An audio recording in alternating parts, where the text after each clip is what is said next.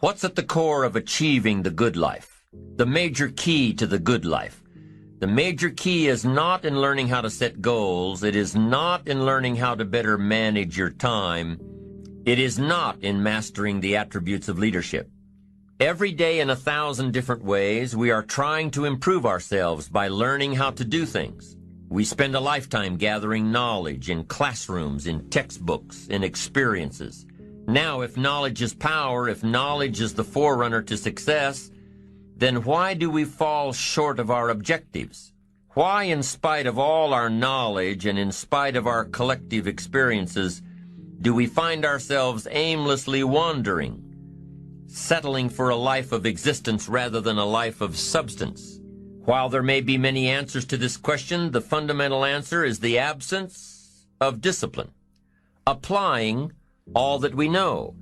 That's the key word, discipline. Self-discipline. We might add one more word here, consistent. Consistent self-discipline. Better than knowledge is applied knowledge. And once we've applied our knowledge, we must study the results of that process. Apply our knowledge, study the results. Refine our approach. Finally, by trying and observing and refining and trying again, our knowledge will inevitably produce worthy results, admirable results.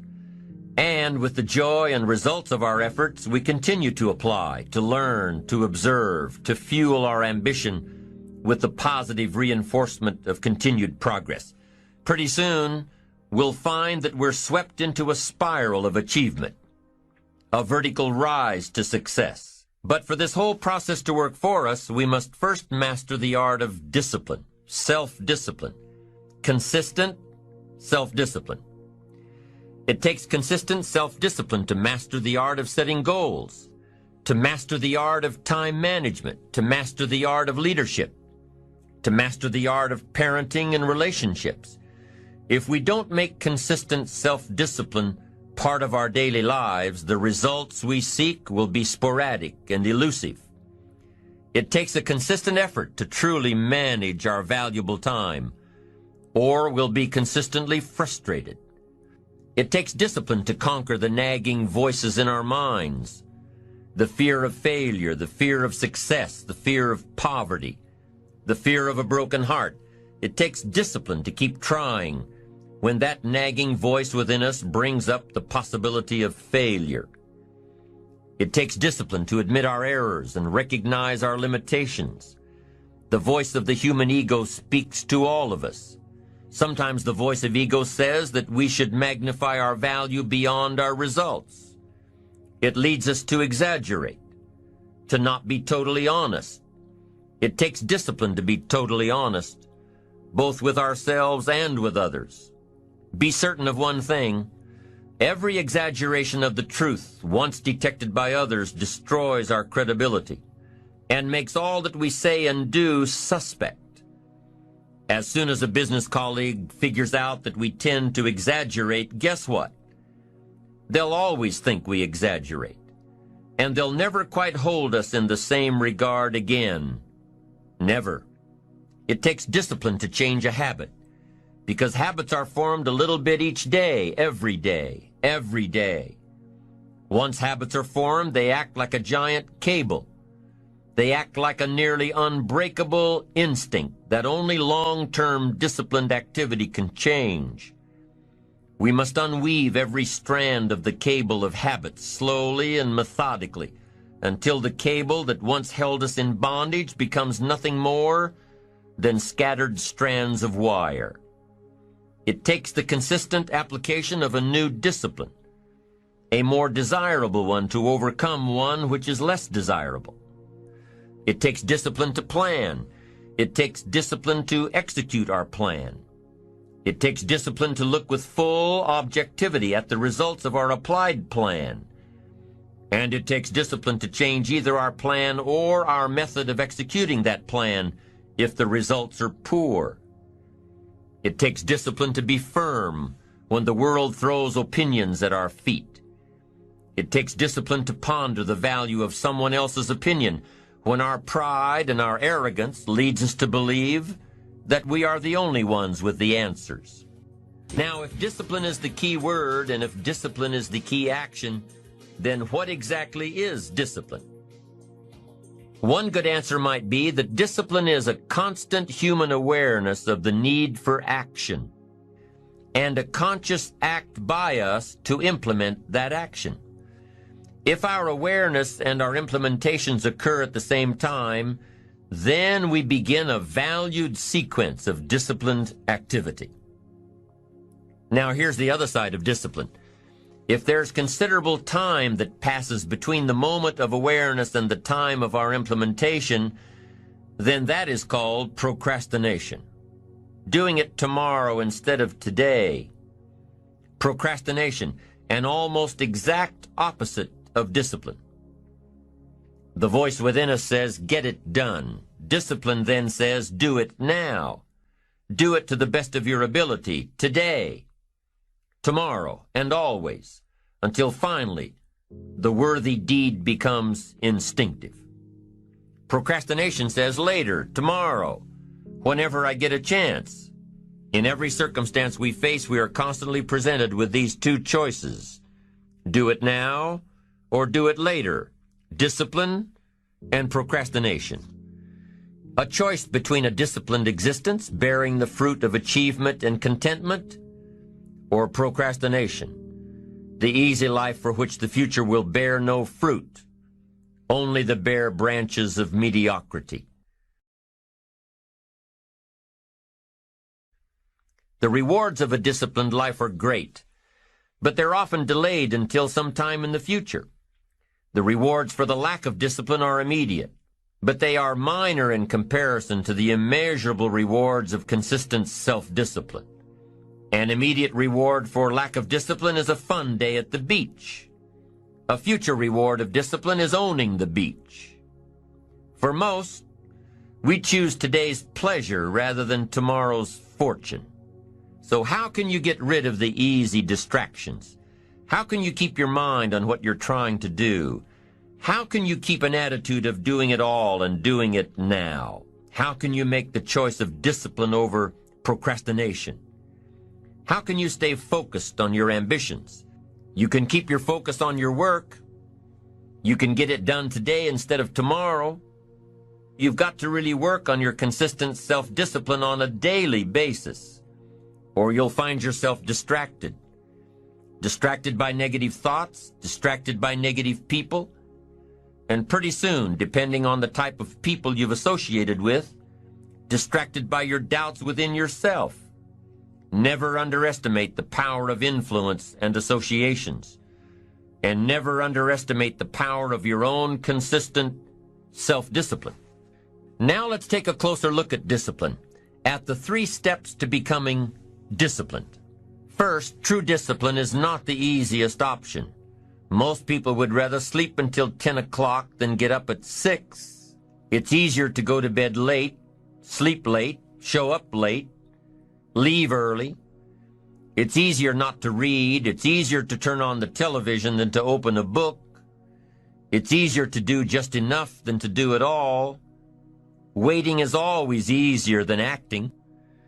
Trying is always easier than doing. Imagine what life would be like if we didn't have to make our bed in the morning, or keep our garage clean, or pay our taxes, or show up for work tomorrow. Wouldn't it be fascinating if we didn't have to do these things? Wouldn't it be fascinating? What do you suppose would become of us? You're right. Not much.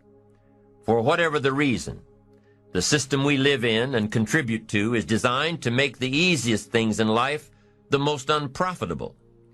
Profitable seems to be the most difficult. Our world is and always will be a constant battle between the life of ease and its momentary rewards and a life of discipline and its far more significant rewards.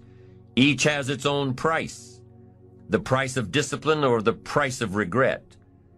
We will pay one or the other. What we wish we had done is the voice of regret, speaking in a sorrowful tone at a time when there is no going back. This is regret. No second chance. No, what would I do differently? Choose one or the other, but both will have their price, the price of discipline or the price of regret. One costs pennies, the other a fortune. The first lesson of discipline is that it isn't the easiest option. The second lesson of discipline is that it's a full-time activity. And we've said that the best form of discipline is consistent self-discipline. You see, the discipline that it takes to make your bed every day is the same discipline necessary for success in the world of business. The discipline to organize your garage is the same discipline to organize your business. All disciplines carry through to affect all parts of our lives. If we're disciplined in just one area and lazy in another, guess what? Pretty soon, the lazy side will creep in and destroy the disciplined side. The bad habits in one area of our life will eventually destroy our self-discipline in the areas we've been working on. Consistency cannot be inconsistent. Discipline is the mind being trained to control our lives. Discipline is a set of standards which we've selected as a personal code of conduct. Discipline is imposing on ourselves the requirements for honoring these standards. Once we've adopted these standards of behavior and conduct, we're committed to honor them. And if we don't, then there can be no disciplined activity.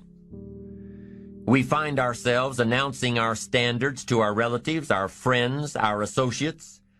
We shout our beliefs and condemn those who believe any differently, but then we don't walk the talk. We end up acting in a way far different from the beliefs we've shouted. We tell our kids that the TV is rotting their minds, yet we spend our evenings in front of it. We tell our employees that they must take advantage of every minute of the working day, yet we spend 3 hours at lunch. Do as I say, not as I do. This is inconsistent. This leads to a loss of credibility among those who watch us. And more importantly, this leads to a loss of credibility within ourselves. The only thing worse than one who is inconsistent in applying their self-imposed disciplines is one who has never considered the need or the value of discipline at all. These people seem to wander aimlessly, changing procedures, changing standards, changing loyalties, and shifting frequently from one commitment to another, leaving behind a trail of broken friendships, unfinished projects, and unfulfilled promises, all because of a discipline that was either non-existent or imposed so infrequently that it was ineffective. Here's the third step to becoming consistently self-disciplined. Number 1 is realizing that discipline isn't the easiest option. Number 2, discipline is a full-time activity, day by day, every day. And the third step to becoming self-disciplined is really a philosophy that holds one of life's unique promises. Number 3 simply says, for every disciplined effort, there is a multiple reward. That's one of life's great arrangements. It's like the law of sowing and reaping. In fact, it's an extension of the biblical law that says if you sow well, you reap well. Now here's a unique part of the law of sowing and reaping.